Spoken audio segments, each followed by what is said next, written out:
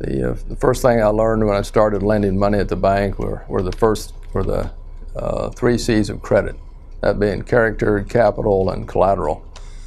And no matter how good the collateral is, or the business model is, or the business you're doing, or you're lending money to, if the character isn't there for the principals, if they're dishonest, they're going to be able to get to you no matter what. Integrity is a core value of Christianity as well. Why else would the 4 or 5 of the 10 commandments be centered around integrity?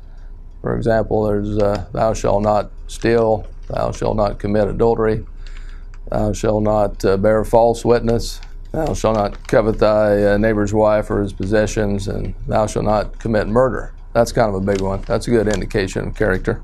Integrity is certainly a big part of business practices. The lack of it can cause a lot of harm to a lot of people. There's many examples in recent history. One would be the collapse of Enron in 2000 or 2001. Bernie Madoff was another one, stockbroker in New York City that set up a Ponzi scheme, bilked investors out of, I think the final tally was $4 to $5 billion. Integrity is especially important when it comes to the finance arena. People give their money to banks or stockbrokers or whatever, trusting that they'll handle the money properly, with the hope that someday they can get that money back and whenever they need it.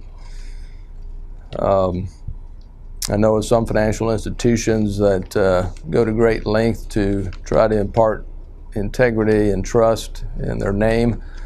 I even know of one bank that uses the word trust in their name.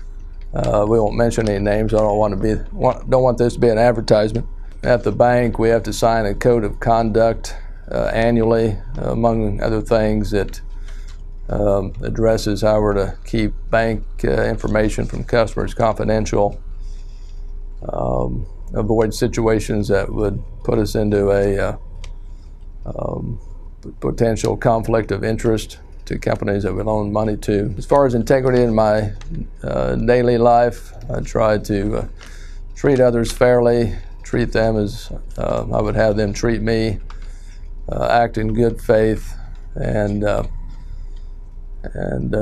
the right thing even when no one's looking or no one's holding you accountable. That's really the true test of integrity.